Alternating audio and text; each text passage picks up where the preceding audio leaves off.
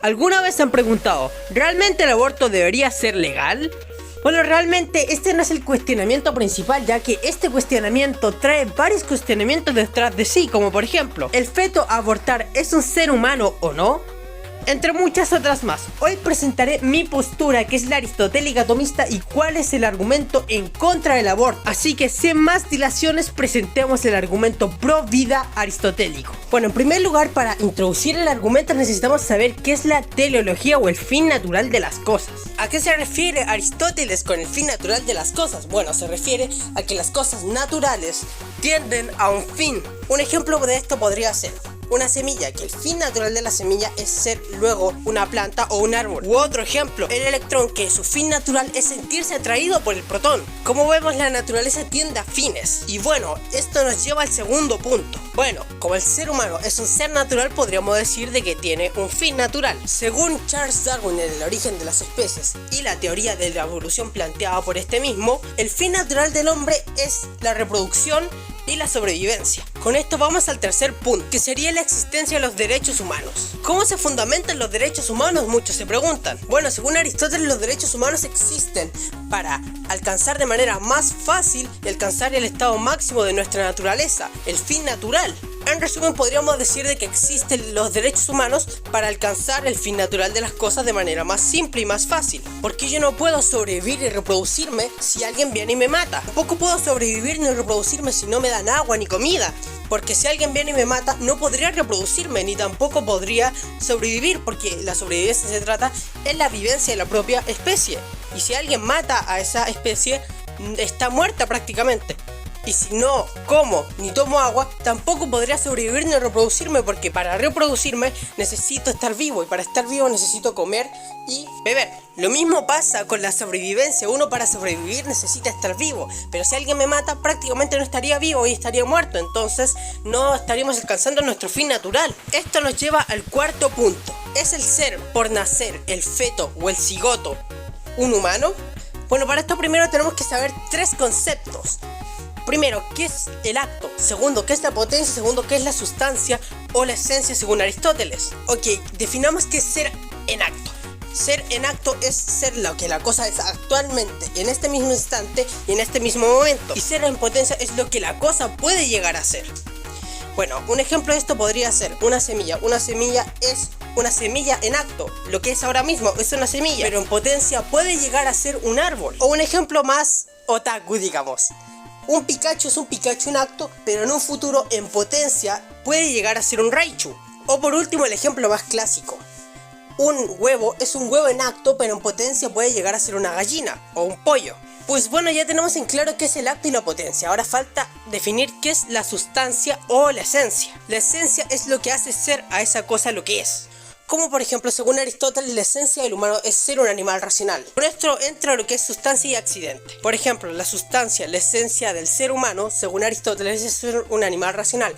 O sea, las únicas características que entran dentro de la esencia del ser humano es ser un animal irracional. Acá entran igual diferentes características biológicas. Otro ejemplo podría ser un chihuahua, un dálmata y un pug comparten la esencia de ser perro.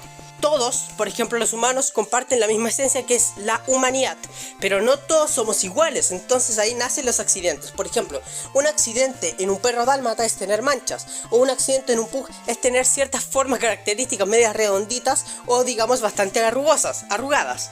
Pero comparten una misma naturaleza, que es ser perro, que es cumplir ciertas características. Por ejemplo, ser un canino o tener ciertas características biológicas. Entonces la esencia es algo que comparte un cierto grupo de cosas y que los hace ser lo que son. Pues bueno, ahora sí, ¿el ser por nacer es humano o no? Pues bueno, ¿qué es lo que le hace al ser humano ser un humano? Pues todas las características biológicas, y esto viene del ADN. Pues bueno, ¿qué es el ADN? El ADN es una molécula que contiene toda la información genética de cómo es el ser humano o cómo es cierta célula que va a formar al ser humano. El ADN va a describir, por ejemplo, cómo van a ser tus ojos o cómo va a ser tu boca o tu color de piel, etc. Es un libro que son las instrucciones de cómo va a ser ciertas características del ser humano o del ser vivo en sí, o la célula, o en general los seres vivos. O sea que todas las características biológicas vienen del ADN. Pues bueno, podemos concluir de que esto hace al ser humano ser lo que es. el ADN. Pero ¿cuándo se forma el ADN del ser humano? Pues bueno, se forma desde la fertilización, cuando el espermatozoide se une al óvulo. De ahí se combina el ADN del padre y la madre, dando así un nuevo ser, dando forma al cigoto, que es lo que inicia en sí el nuevo ser. O sea, desde el inicio tiene el ADN. Y al contener el ADN significa que potencialmente, o sea, que en un futuro puede llegar a tener y puede llegar a ser un humano. O sea que por esencia puede y contiene al humano de cierta forma, como una semilla. La semilla potencialmente contiene al árbol, con lo cual no es incorrecto decir de que la semilla es un árbol. De forma que podemos decir de que el cigoto, el feto o el ser por nacer es un humano. Al ser un humano se guía por los derechos humanos ya establecidos anteriormente, que estos mismos se fundamentaban en el fin natural de las cosas, y el fin natural de las cosas del humano es sobrevivir y reproducirse.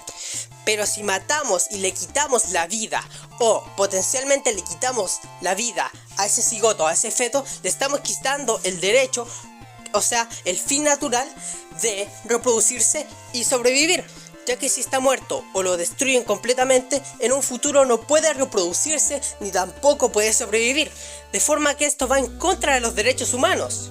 Por lo mismo, para que el feto o el cigoto o el ser por nacer alcance su fin natural, que es sobrevivir y reproducirse, no deben matarlo y debe guiarse por los derechos humanos, que es para alcanzar su fin natural, que es, de nuevo, reproducirse y sobrevivir, y por lo mismo no se le puede matar. ¿Y qué es el aborto? Bueno, vamos a tomar la definición más blanda, que es la interrupción del embarazo. Si interrumpimos el embarazo, significa que ese ser no puede llegar a su fin natural, que es sobrevivir y reproducirse.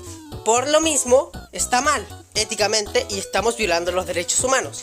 De forma de que sí o sí el ser humano, el feto o el cigoto debe nacer y debe desarrollarse para ser un ser humano. Así que de esta forma podemos concluir de que el feto, el ser por nacer o el cigoto sí o sí debe nacer y está mal el aborto. Recuerden, sean teístas, agnósticos o ateos o pro vidas o pro aborto desde la razón.